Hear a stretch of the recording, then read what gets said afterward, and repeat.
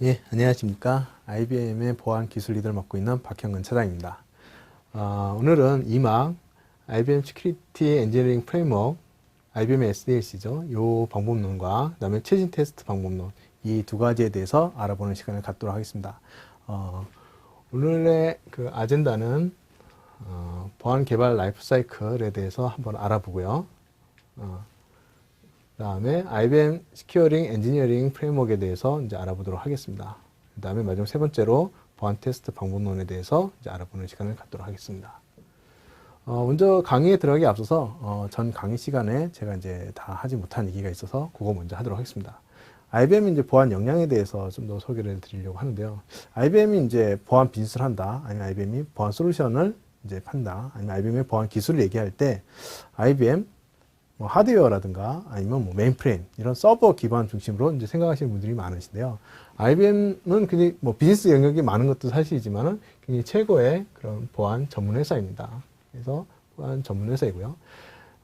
그거에 대한 이제 그런 반증으로서 이제 2010년도 약간 지나긴 했지만 2010년도에 이제 IBM은 베스트 시큐리티 컴퍼니로 선정이 된 바 있습니다. 베스트 시큐리티 컴퍼니로 선정된 바 있고요.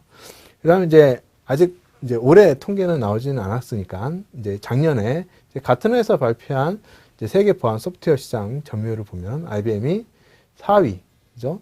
4위에 랭킹이 되어 있습니다. 그래서 전 세계적으로 보안 매출 네 번째로 큰 회사가 IBM입니다. 그래서 여기서 보시면은 1, 2, 3위 회사가 공통점이 있죠. 어떤 공통점이냐면 뭐 아시는 분들 알겠지만 안티바이러스, 소위 말해서 일반 사용자들을 소비자들을 대상으로 보안 비즈니스를 주로 하고 있는 회사들입니다. 그 반면에 IBM은 이제 B2B, 그죠? 그러니까 기업을 대상으로 하는 그런 보안 회사 중에서는 넘버원이다 라고 자신있게 말씀드릴 수가 있습니다. 자, 이렇게 할 수 있는 그 역량으로는 굉장히 IBM은 굉장히 많은 보안 연구소가 있습니다. 전 세계에 9군데의 보안 연구소가 있고요. 그 중에서 이제 좀 유명한 것 중에 하나가 이제 엑스포스 연구소, 그 다음에 추리 보안기술 연구소, 굉장히 많은 보안 연구소들이 있습니다. 그 다음에 다양한 보안 협회 활동들을 진행하고 있고요. 그래서 이런 역량들이 이제 IBM이 보안에 대해서 얘기를 할 수 있고, 그 다음에 매출적으로 봐도 굉장히 많은 전 세계의 기업 고객들이 사용하는 이제 보안 기술, 보안 솔루션을 판매하는 회사다. 그래서 IBM 보안 역량이 굉장히 높습니다. 라고 자신있게 설명을 드리겠습니다. 그럼 본격적으로 강의에 들어가도록 하겠습니다. 먼저 첫 번째는 보안 개발 라이프 사이클 관리다 라고 그러면 뭐 들어보신 분들 계시겠고 좀 생소하신 분도 계실 수 있을 것 같습니다.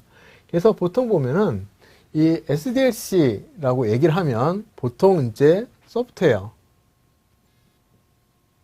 디벨롭먼트 라이프 사이클이라고 해서 소프트웨어를 어떻게 잘 개발 관리를 할 수 있겠느냐라는 걸로 흔히 알려져 있는데요. 이 소프트웨어를 어떻게 하면 좀 더 보안적으로 잘 관리할 수 있겠느냐 해서 소프트웨어 대신 Secure라는 용어를 써서 Secure Development Life Cycle이라는 용어를 보안 쪽에서 사용을 합니다. 그래서 똑같은 SDLC인데 이제 이 소프트웨어 개발하는 쪽에서는 소프트웨어 개발을 어떻게 잘할 것이냐 해서 소프트웨어 디벨롭먼트 라이프 사이클이라고 얘기를 하고요. 보안 쪽에서는 똑같은 소프트웨어 디벨롭먼트 라이프 사이클인데 똑같은데 어떻게 하면 이제 보안 쪽으로 잘 할 수 있을 것이냐 하는 이제 시큐리티 관점에서 이제 시큐어 디벨롭먼트 라이프 사이클, 여기서 보안 개발 라이프 사이클을 이제 어떻게 잘 할 것이냐 하는 부분들을 얘기를 하고 있습니다. 그래서 이제 이 그림에서도 보다시피 이제 시큐어란 이런 소프트웨어를 만들기 위해서는 어느 한 사람의 그런 노력만 필요한 건 아니겠죠. 그래서 여러 가지 개발자도 필요하고 테스터도 필요하고 프로젝트 관리자, 비즈니스 분석가, 굉장히 많은 사람들이 이렇게 보안적으로 같은 공통의 이제 생각을 갖고 있어야 결국 이 소프트웨어가 시큐어하게 이제 개발이 잘 될 수 있을 거라고 생각이 됩니다. 예, 그렇기 때문에 이제 보안 개발 라이프 사이클은 굉장히 많은 사람들의 관심과 참여가 필요하다고 이제 말씀을 먼저 드리고요. 그 SDLC 어떻게 보면은 굉장히 이 프로세스 정립도 해야 되고 굉장히 어려운 작업일 수 있습니다. 하지만은 이 SDLC도 보면은 법적으로 반드시 해야 되는 그런 근거사항이 있습니다. 근거사항이 있는데 뭐냐면 첫 번째로는 1강에서 봤다시피 개인정보보호법, 개인정보보호법에서도 보면은 이 안정성 확보 조치 기준에서 보면은 이제 어떤 개인정보를 이제 인터넷 홈페이지, 그죠? 홈페이지 상이나 아니면 외부에 대외 공개된 그런 그 사이트에 이제 할 경우에는 이 외부에 유출되지 않도록 굉장히 그 관리를 철저히 해야 되기 때문에 실제 이런 인터넷 홈페이지나 이 대외적으로 서비스하는 그런 소프트웨어에 대해서는 굉장히 시큐하게 잘 개발될 수 있도록 관리 조치하는 것들이 필요하고요. 그 다음에 이제 금융 쪽에서는 이제 전자금융 감독 규정에 의거해서 홈페이지든 공개형 웹서버 관리할 때 공개형 웹서버는 6개월마다 취약점 분석이나 평가를 하도록 되어 있습니다. 그래서 취약점 분석이나 평가 이거 자체가 SDLC는 아니지만은 SDLC 프로세스를 도입을 통해서 좀 더 효과적이고 효율적으로 운영할 수가 있습니다. 그렇기 때문에 이 두 가지 개인정보보호법에서도 그렇고 전자금융 감독 규정에서도 봐서 그렇고 우리가 보안개발 라이프 사이클 관리에 대해서는 이제는 좀 더 관심을 가져야 될 시점이 아닌가라고 생각이 들고요. 그 다음에 이제 앞서서 이제 1강을 보셨으면 굉장히 기본적인 보안 취약점, 약 2004년도부터도 얘기를 지속적으로 이제 이 보안 분석가들이 해왔던 그런 얘기들, 보안 전문가들이 해왔던 얘기들이 아직도 똑같이 보안 취약점을 있는 것들은 가장 근본적인 거. 그래서 이 개발을 할 때 어떻게 보안적으로 잘 할 수 있을 것이냐는 이 근본으로부터 다시 돌아가 봐야 되지 않겠느냐 하는 생각을 이제 갖게 되는 거고요.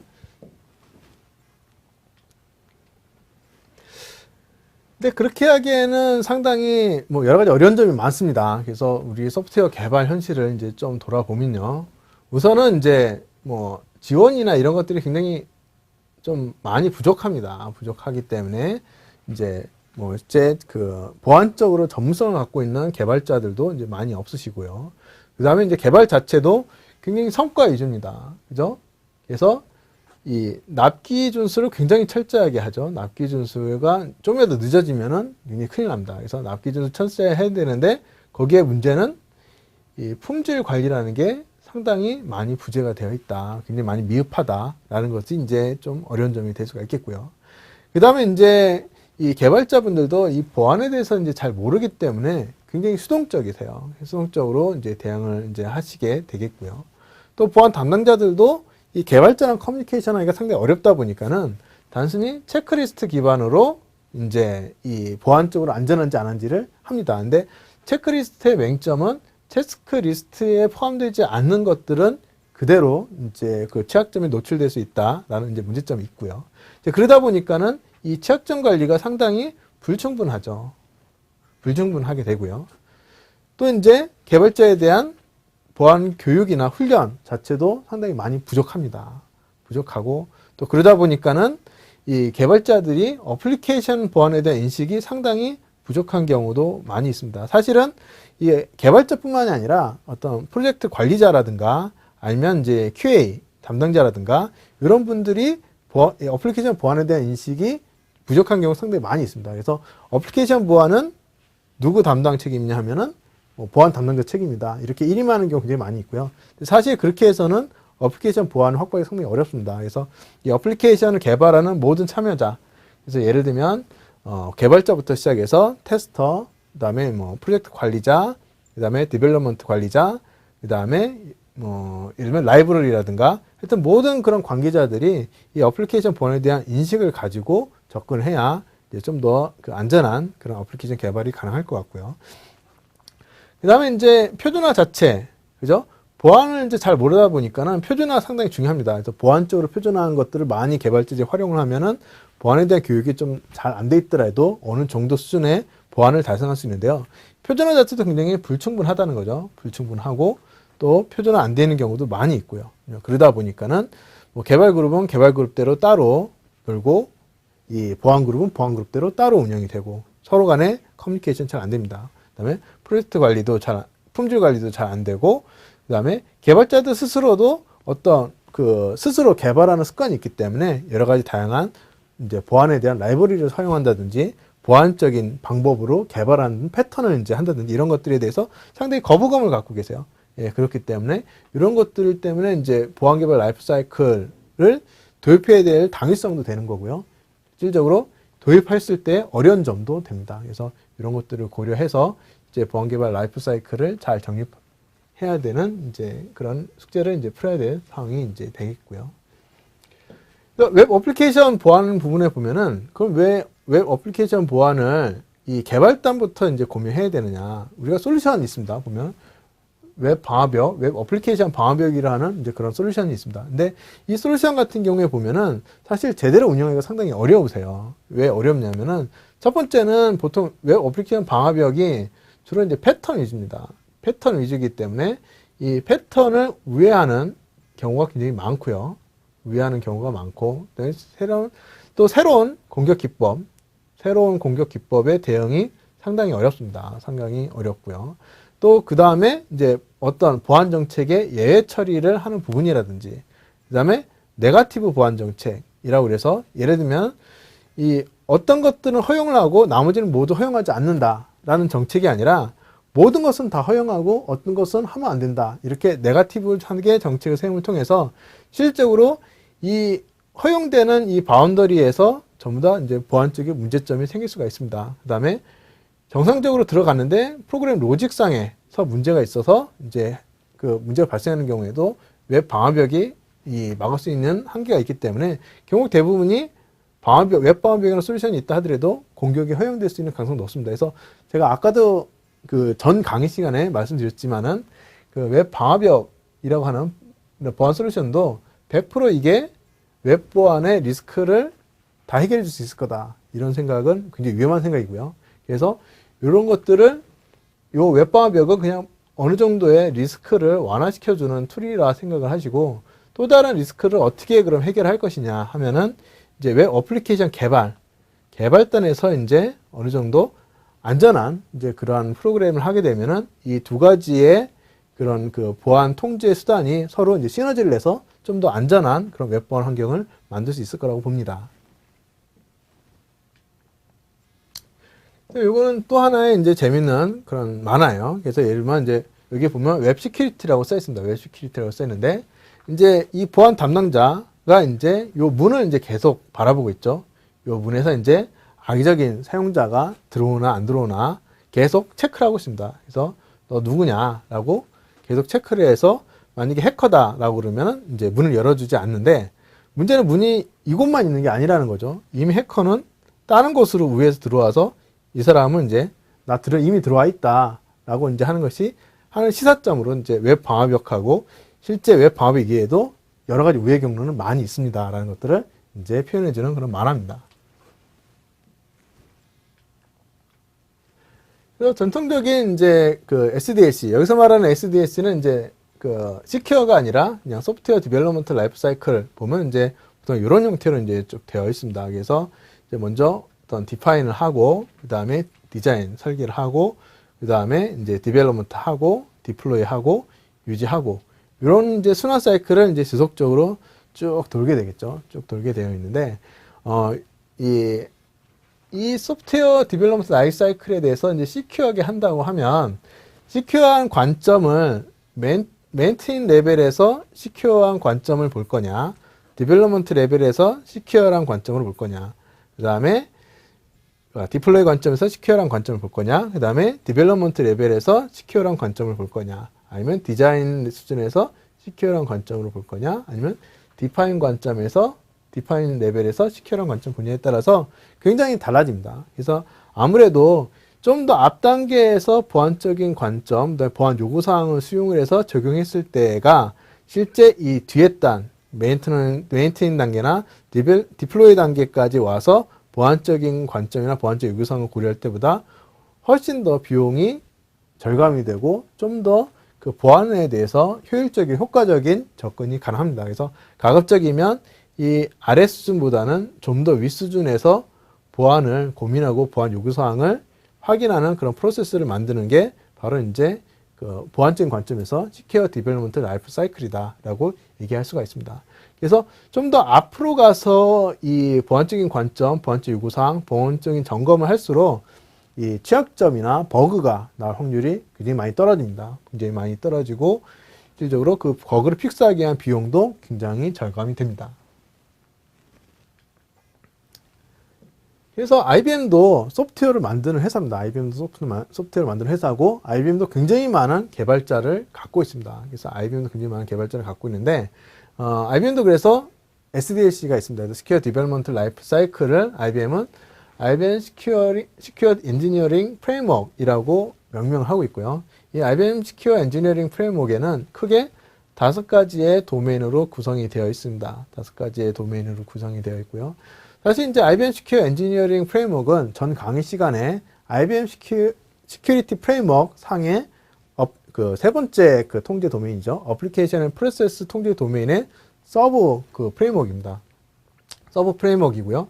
서브 프레임워크 내에서 보면은 5가지 통제 도메인, 첫 번째 보안 개발 교육과 인식, 그 다음에 프로젝트 계획, 그 다음에 어플리케이션 보안 요구사항, 그 다음에 보안 코딩과 구현, 그 다음에 보안 테스트와 취약점 평가, 이렇게 5가지의 그런 단계로 되어 있습니다. 그래서 이 프로젝트를 이제 시작을 할 때 프로젝트에 관련된 사람들은 전부 다 이 IBM의 보안 개발 교육 코스를 반드시 밟아야 됩니다. 보안 개발 교육을 받고 보안 인식 교육을 받는 이제 그런 훈련 활동을 이제 합니다. 그래서 보안 개발 교육과 인식 활동을 받고요. 그 다음에 프로젝트 계획 단계에서 보안을 고려해서 프로젝트 계획을 잡습니다. 그래서 어느 시점에 어떠한 보안 활동을 할 것이고 어떠한 보안 테스트를 할 것이고 어떻게 그걸 검증할 것인지에 대해서 프로젝트 계획 단계에서부터 보안을 고려해서 이제 이 프로젝트 계획을 하고요. 그 다음에 어플리케이션 보안 요구사항을 이 비즈니스 분석가부터 시작해서 굉장히 많은 사람들이 어플리케이션 보안 요구사항을 냅니다. 어플리케이션 보안 요구사항을 내고 그 다음에 그런 것들을 그 요구사항 관리 그 프로세스에 따라서 이제 반영을 하고 이제 그걸 어떻게 해결을 할 것인지에 대해서 고민하겠죠. 그래서 예, 코딩에 직접적으로 보안 코딩과 구현을 이제 진행하게 되고요. 마지막으로는 이 앞서서 봤던 이 어플리케이션 보안 요구사항이 실제 보안 코딩과 구현에 있어서 적절하게 잘 구현됐는지를 마지막 보안 테스트와 취약점 평가를 통해서 관리를 하고 있습니다. 그래서 IBM은 크게 5가지의 프레임워크를 기반으로 해서 이제 시큐어 디벨롭먼트 라이프 사이클을 이제 구성을 하고 있고요. 각각에 대해서 좀 더 세밀하게 살펴보도록 하겠습니다. 그래서 그 보안 개발 교육과 인식들에 보면은 우선은 이제 아까도 얘기했듯이 이 현업 개발자 모두 포함합니다. 모두 포함해서 관련되어 있는 모든 사람이라고 하면은 즉 프로젝트에 참여하는 모든 사람들한테 이 보안 개발 인식에 대한 그런 교육을 이제 진행합니다. 인식에 대한 교육을 해서 차별화된 훈련과 교육을 행합니다. 그래서 차별화된다는 것은 무슨 뜻이냐면은 이 프로젝트에 참여하는 그런 참여자들이 각각의 역할이나 이런 하는 일에 따라서 이 보안 교육이나 내용이 달라질 수가 있습니다. 그래서 이 달라지는 차별화된 훈련과 교육을 다 수행을 통해서 이제 뭐 궁극적으로는 개발자 관점에 있어서는 이제 시큐어 코딩을 이제 잘 할 수 있도록 이제 서포트를 하는 거고요. 그 다음에 이제 현업이나 프로젝트 관리자, 개발 관리자, 품질 관리자 같은 경우에는 전부 다 이 보안 요구사항을 어떻게 잘 관리하고 반영하고 확인할지에 대한 사항들에 대해서 훈련을 받는다고 보시면 됩니다. 그래서 요 각각의 모든 참여자들이 어쨌든 차별화된 교육 훈련이나 교육을 이제 받는 그런 형태로 이제 이 단계에선 진행이 되고요. 그래서 보안 개발 교육과 인식은 이제 IBM의 시큐어 엔지니어링 프레임워크 또 IBM의 SDLC에서 상당히 중요한 단계로 인식이 되고 있습니다.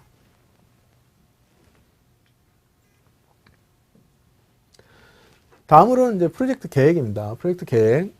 프로젝트 계획은 우선은 아까 말씀드렸다시피 모든 일정 계획 내에 보안 관련된 일정을 반드시 넣도록 되어 있습니다. 그래서 일정 계획에 보안이 뭐 그냥 그 책임 없이 그냥 어떤 담당 사람이 그냥 임의의 시간을 잡는 게 아니라 일정 계획 내에 정확하게 보안에 관련된 태스크를 정의하고 태스크에 따른 이런 오너십을 정의하고 정확한 듀 데이트 일정을 정확하게 수립을 해서 프로젝트 관리 하에 보안 관리가 포함되도록 하고 있습니다. 그래서 보안에 대한 일정이나 이런 것들을 프로젝트 관리 하에 정확하게 녹여서 이제 수행이 되도록 하고 있고요.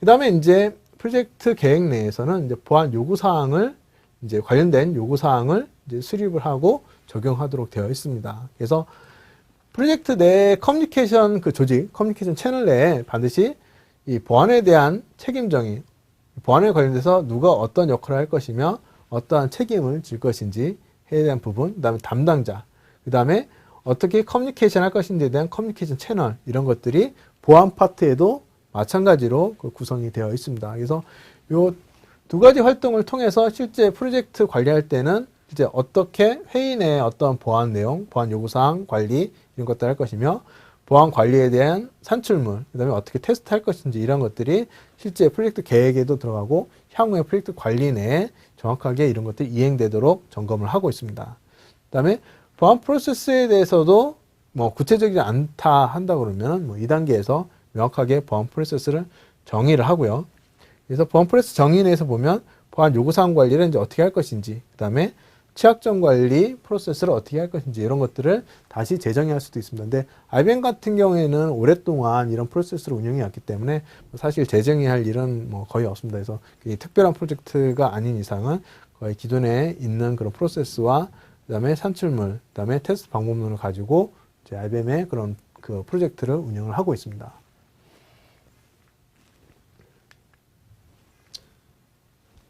다음으로는 이제 어플리케이션 보안 요구사항입니다. 그래서 어플리케이션 보안 요구사항의 장에서는 우선 이제 비즈니스 분석가나 이제 여러 사람들을 현업들을 통해서 주요 비즈니스 위험을 이제 식별을 하고요. 이 식별된 그 위험들을 가지고 보안 요구사항들을 도출하고 식별하고 정의를 합니다. 그렇죠? 그 다음에 이제 어떠한 어플리케이션과 환경 내에서 이제 이 보안 요구사항을 이제 구현해야 될 것인지에 대해서 이제 정의가 필요하고요. 그 다음에 어떤 컴포넌트를 활용을 할 거며 그 컴포넌트의 보안 기능이 어떤 거고 실제 이 컴포넌트가 서드 파티인 경우에는 어떻게 이제 우리 보안 요구 사항들이 충족하는지를 확인해야 되겠죠. 미트하는지를 이제 하는 테스트 방법이라든지 이런 것들도 정의를 합니다. 그다음에 이제 위험 모델링 같은 것들도 수행을 하는데요. 위험 모델링은 뭐냐면은 위협 시나리오라고도 얘기를 합니다. 그래서 어떠한 위협들이 어떤 환경에서 어떤 흐름으로 있는지를 하나하나 유스 케이스별로 시나리오를 작성을 해서 거기에 대한 대응 방안 이런 것들을 고민하는 것이 위험 모델링인데 위험 모델링을 이제 수행을 한다든가 여기서 이제 요구사항 식별을 정의하고 환경 정의하고 이런 것들을 통해서 궁극적으로는 이제 보안적으로 달성해야 될 목표 그다음에 우리가 개발할 때 어떤 KPI를 이제 정의할 를 것인지 이런 것들이 이제 여기에 나오게 됩니다. 그 다음에 도입해야 될 보안 표준이 있다면 보안 표준을 정의하고요. 그 다음에 이제 IBM도 이제 보안적으로 시큐하게 모든 개발자들이 다 한다고 볼 수는 없겠죠. 그래서 이제 그런 것들이 부족한 경우에는 보안 개발을 이제 도와줄 수 있는 여러 가지 멘토 프로그램 이런 것들이 이제 운영이 될 수가 있습니다. 그래서 이런 것들을 토대를 통해서 어플리케이션 보안 요구 사항을 정확하게 정의하고 반영하고 그다음에 이제 다음 장에서 이제 이것들을 이제 구현을 하게 되겠죠. 그래서 앞서 이제 그 통제 도메인에서 어플리케이션 보안 요구 사항들의 정의가 이제 끝나면은 이제 보안 코딩과 구현 단계가 이제 오게 됩니다. 그래서 말씀드렸다시피 이제 안전한 보안 코딩. 안전한 보안 코딩의 이제 기본이라고 그러면 인풋 값, 그 다음에 프로세싱, 그 다음에 아웃풋. 요 세 가지 단계에 대해서 어떻게 데이터를 검증하고 데이터가 변조되지 않고 정확하게 데이터를 딜리버리 할 것인지 요거의 각각에 대해서 이제 시큐어하게 코딩하는 여러 가지의 이제 기법들이 이제 나올 수 있겠고요. 그 다음에 이제 이런 것들을 하기 위해서는 이제 검증된 이제 보안 인프라 같은 것들, 그래서 소위 말하는 이제 LDAP이나 뭐 이런 것들을 이제 채용할 수도 있겠고요. 그 다음에 보안 API 같은 것들을 이제 활용을 할 수가 있습니다. 그래서 이제 이런 것들을 이제 좀 더 구체화한다 그러면 이제 이 보안 표준화, 보안 개발 표준화라는 것들이 얘기가 될 수 있겠고요. 상당히 높은 수준의 보안 표준화가 달성이 되면 개발자들은 이제 비즈니스 로직에만 집중을 하고 보안에 대해서는 보안 인프라와 보안 API 활용을 통해서 이제 좀 더 안전한 적정한 수준의 보안을 할 수 있도록 그렇게 구현을 하고 있습니다. 그래서 IBM도 보면 보안 코딩과 구현을 할 때 이런 보안 인프라를 활용을 하고요. 보안 API를 활용을 통해서 예를 들면 이제 계정이라든가 아니면 이제 패스워드 아니면 중요한 데이터 그 다음에 권한에 대한 관리 이런 부분들에 대해서는 이제 별도의 개발 없이 이런 보안 API나 인프라를 활용해서 이제 구현을 하고 있습니다.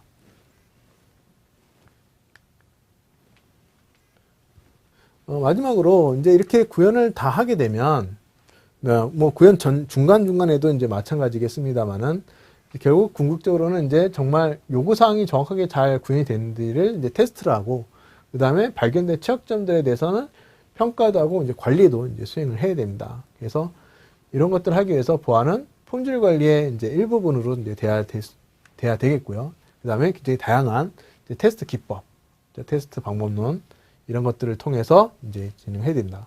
그래서 보면은 이 요구사항 이제 수립 단계라든가 아니면은 뭐 예를 들면 설계 단계 여기에서 보면 대부분이 수작업 조사나 이제 검토 이런 부분에 이제 액티비티들이 이제 굉장히 많이 있겠죠. 그다음에 위험 모델링도 이제 설계 단계에서 이제 많이 할 수 있을 것 같고요. 설계나 분석 단계. 그렇죠? 그다음에 이제 코딩 단계에 있어서는 이제 소스 코드 검토 이런 것들이 있을 수가 있습니다. 그래서 이제 코딩 단계에 있어서는 이제 소스 코드 검토 통해서 뭐 정적 분석이라든가 화이트박스 테스팅 이런 것들이 이제 진행이 될 수 있을 겁니다. 그다음에 이제 디플로이 단계에는 이제 무해킹이라든가 뭐 동적 블랙박스 테스팅 그래서 배포 이후 배포 운영 단계에 있어서는 이제 이런 것들이 될 수 있겠고요. 사실 이제 이렇게 단계적으로 되어 있긴 하지만은 궁극적으로는 이제 전체 라이프 사이클에 걸쳐서 지속적으로 보안 테스트와 그다음에 보안 테스트 방법론들을 개발을 해서 적용을 해야 됩니다. 그래야 이제 SDLC가 이제 완성이 되는 거죠. 그래서 IBM에서 보면 이제 이러한 이제 라이프 사이클을 이제 갖고 있습니다. 그래서 프로젝트 이제 개시 시점에 이제 보안 요구 사항을 수집하는 단계고요. 그 다음에 이제 프로토타입 및 이제 아키텍처링 하는 부분.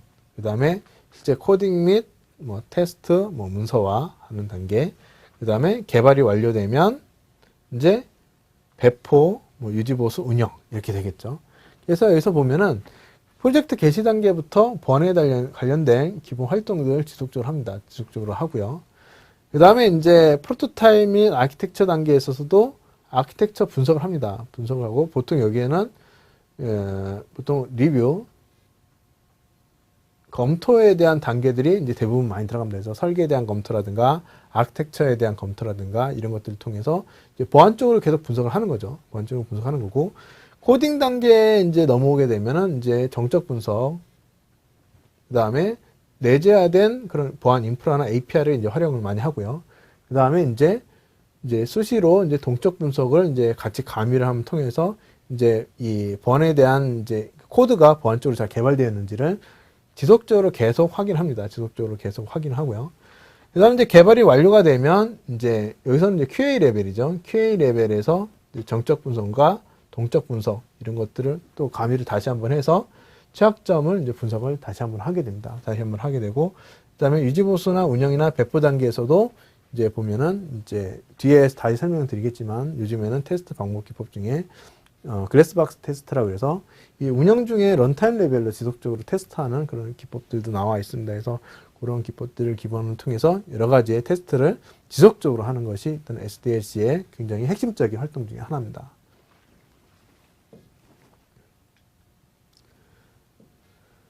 다음으로는 이제 보안 테스트 방법론에 대해서 설명을 드리도록 하겠습니다. 그래서 앞서서 봤던 이제 정적 분석, 그다음에 동적 분석, 그다음에 이 둘을 합친 이제 그런 복합 분석이라든가, 그다음에 마지막 이제 글래스박스 테스트 요 네 가지 사항에 대해서 설명드릴 건데요. 소프트웨어 개발 공정은 뭐 일부 이제 자르긴 했습니다만 이제 코딩 단계, 그다음에 빌드 단계, 그다음에 QA 단계, 그다음에 보안, 그다음에 프로덕션 이렇게 5가지의 그런 부분으로 다시 한번 분류해 볼 수 있겠고요. 코딩 단계에 있어서는 이제 코드상의 취약점을 이제 발견하기 위해서 주로 개발자들이 여기 활동에 참여를 이제 많이 합니다. 활동에 참여를 많이 하고요. 그다음에 빌드 단계에 있어서는 빌드 프로세스의 이제 보안 및 규제 준수를 이제 통합적으로 테스트하기 위해서 이제 빌드 담당자가 이제 참여를 합니다. 참여를 하고요. 그다음에 이제 이 QA가 이제 보안 QA를 이제 하시는 분이 이제 이 테스터가 보안적인 관점에서 이제 테스트를 하는 부분이 있을 수 있습니다. 그 다음에 이제 보안 담당자가 다시 한번 체크를 이제 한번 다시 하는 거죠.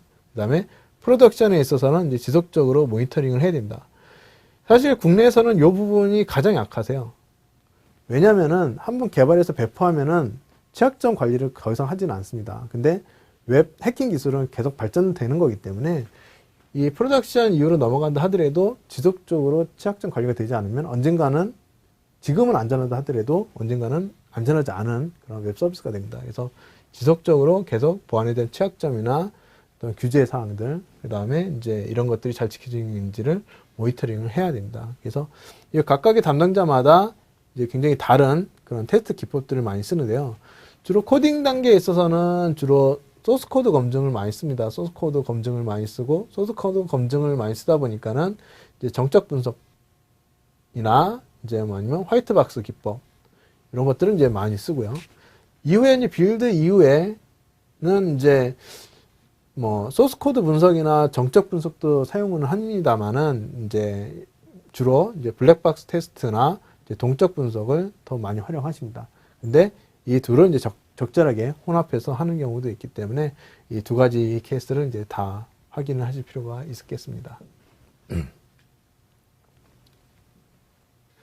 그래서 동적 분석 같은 경우는 IBM 같은 경우는 IBM 내셔널 앱스캔이라고 하는 굉장히 유명한 제품을 이제 저희가 제공을 하고 있습니다. 그래서 IBM 내셔널 앱스캔을 이제 기반으로 해서 동적 분석에 대해서 좀 더 이제 살펴보면요. 일단은 웹 어플리케이션 보안 점검 도구로 이제 활용이 많이 되고 있고요. 그 다음에 보안상 취약점을 보다 쉽게 발견하고 해결할 수 있도록 도와주고 있습니다. 그래서 기본적으로는 HTTP 요청을 토대로 어떤 리퀘스트를 보내서, 악의적인 패턴의 리퀘스트를 보내서 그거에 대한 반응, 그거에 대한 결과값을 보고 어플리케이션의 취약점을 이제 평가하는 그런 형태로 지성되어 있고요. IBM 내셔널 앱스캔 같은 경우에는 단순히 이 블랙박스 테스팅이나 아니면은 이제 동적 분석만 하는 게 아니라 이 리스폰스로 오는 자바스크립트에 대해서 정적 분석을 수행을 합니다. 자바스크립트에 대한 정적 분석 수행을 통해서 이 사용자 관점에서, 클라이언트 관점에서 뭔가 보안 취약점이 있는지를 평가하는 굉장히 큰 장점을 갖고 있습니다. 그래서 이게 자바스크립트 시큐리티 어널라이저라고 하는 이제 그런 모듈을 통해서 이제 이런 기능들을 제공을 하고 있고요. 그 다음에 이제 아까도 말씀드렸다시피 그 웹 해킹 기법도 지속적으로 발전하고 있기 때문에 이 취약점 점검 툴도 이 취약점에 대한 그 패턴이 지속적으로 업데이트가 되게 됩니다. 그래서 IBM은 새로 발견된 취약점에 대해서 주기적으로 이제 이 룰이 업데이트가 되고 있고요. 이 룰에 대한 업데이트에 대한 근거는 아까 보셨던 IBM의 엑스포스 연구소에서 이제 이런 활동들을 같이 하고 있습니다. 같이 하고 있어요. 엑스포스 연구소에서 발견된 이제 보안 취약점들이 이 룰로 이제 환원이 돼서 이제 계속 업데이트가 되는 거죠. 그 다음에 이제 이 테스트 분석한 다음에 이제 조직 내에서 이제 다양하게 이 결과를 고용할 수 있고, 그 다음에 그 수정을 할 수 있도록 이제 여러 가지의 그 지원 툴들을 제공하고 있습니다. 그래서 기본적으로 이 웹 보안 스캐너, 이게 이제 앱스캔이 되겠죠. 앱스캔이 HTTP 리퀘스트를 통해서 이 해당 웹 어플리케이션에 이제 어떤 악의적인 그런 패턴이 담긴 리퀘스트를 이제 보냅니다. 보내면은 여기에 대한 응답, 취약한 응답 같은 것들, 예를 들면 뭐 정보가 공유된다든지 아니면 보지 말아야 될 그런 디렉토리가 뭐 노출이 된다든지 아니면 인증을 우회한다든지 아니면 뭐 여러 가지 크로스 사이트 스크립팅이 뭐 허용이 된다든지 여러 가지 사항들이 이제 응답에서 이제 그 결과값도 나오겠죠. 나오는 결과값들을 이제 이 스캐너에서 분석을 통해서 실제 이런 형태로 그래서 어떠한 취약점이 있고 그다음에 어떻게 이걸 해결해야 될지에 대한 그 가이드를 제공함을 통해서 이 개발자들이 이 결과값을 가지고 이제 이 내용들을 수정할 수 있도록 그렇게 서포트를 하고 있습니다.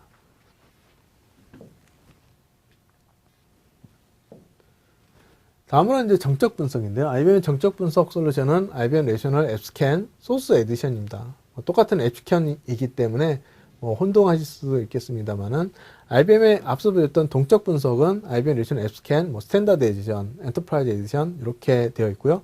그냥 앱스캔이라고 그냥 일반적인 명칭을 하면 보통 그 동적 분석에 대한 솔루션을 얘기를 합니다. 정적 분석 같은 경우는 앱스캔의 소스 에디션이라는 거 정확하게 명칭을 붙여주시면 이제 정적 분석 툴로 이제 소개받을 수 있을 거고요. 그래서 이제 요 소스 에디션 같은 경우에는 정적 분석을 하기 때문에 소스 코드 분석을 직접 수행합니다. 그래서 소스 코드 분석 수행하는 것들이 보면 C나 C++, 자바, JSP, .NET, ASP 이런 것들을 이제 이런 소스들을 이제 분석을 수행할 수 있겠고요. 그 다음에 이제 소스 분석의 편의성을 좀 높이기 위해서 IDE라고 하죠. 그래서 개발 툴인 이클립스, 그 다음에 비주얼 스튜디오, .NET, 그 다음에 레지오널 어플리케이션 데벨로퍼 등과 통합이 돼서 개발자들이 자신의 개발 툴 상에서 소스 코드 분석을 직접 수행할 수 있도록 그렇게 서포트를 하고 있습니다. 그래서 취약점을 파악해서 이제 우선순위화를 통해서 좀 더 위험한 그런 취약점들에 대해서 먼저 대응할 수 있도록 그런 스캔 결과를 제공을 하고요. 이제 그런 것들을 통해서 이 위험 요소들을 시간이 없으니까 단계적으로 이제 그것을 처리할 수 있도록 지원을 하고 있습니다. 그래서 이 취약점이 발견되면 이걸 어떻게 이걸 해결할 수 있을지에 대한 가이드는 이제 당연히 제공을 해드리고 있고요. 옆에도 보다시피 이제 이 위험 순위별로 이 중요 그런 취약점 리스트에 따라서 이제 어떤 타입의 취약점들이 가장 많이 발견이 되고 있고 또 그것들을 어떻게 해결할 수 있는지에 대한 그런 가이드를 제공을 하고 있습니다.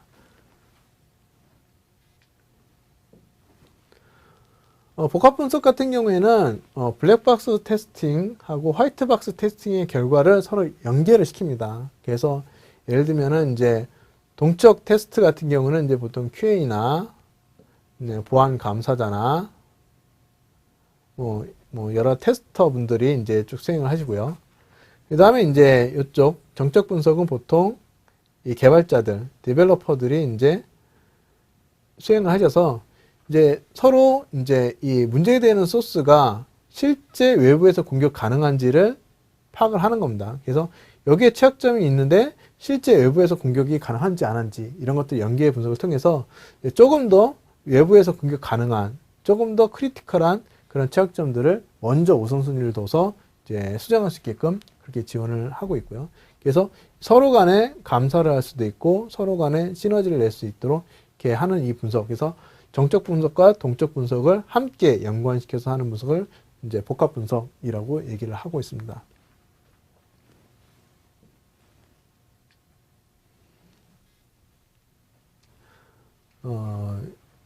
이제 마지막으로 이제 글래스박스 테스트에 대해서 설명을 드리도록 하겠습니다. 글래스박스 테스트는 최근에 근래에 나온 그런 테스트 기법이고요. 테스트 기법은 사실 특별하진 않습니다. 특별한 기술은 아니고요. 이 글래스박스 테스트 엔진이 있고 그 다음에 실제 웹 어플리케이션 서버, 웹 서버 내에 글래스박스 에이전트가 있습니다. 에이전트가 있어서 실제 항상 상시 취약점에 대한 패턴에 대해서 스캐닝을 하고 그거를 런타임 레벨에서 지속적으로 이 응답을 받아서 그러니까 종래 이제 테스트 정적 분석이든 동적 분석이든 뭐 주기적으로 한다 하지만 스케줄 베이스입니다. 그래서 예를 들면 뭐 하루에 한 번 아니면 빌드할 때마다 한 번 코드 개발 한번 끝날 때마다 한 번 이렇게 스케줄 베이스로 이제 보통 이 정적 분석이든 동적 분석이든 이제 하게 되는데 글래스박스 테스트 같은 경우에는 이제 그런 스케줄 베이스가 아니라 실시간으로 지속적으로 이 어플리케이션 서버에 올라와 있는 그 코드들을 지속적으로 테스팅하고 검출하는 그런 이 컨티뉴어스한 그런 감사에 대한 기법이 글래스박스 테스트라고 이제 얘기를 하고 있고요. 그런 테스트를 하기 위해서 IBM 레지오널 앱스캔에서는 글래스박스 엔진하고 글래스박스 에이전트를 제공하고 있습니다. 그래서 현재 버전에서 요러한 기능들을 제공하고 있고요.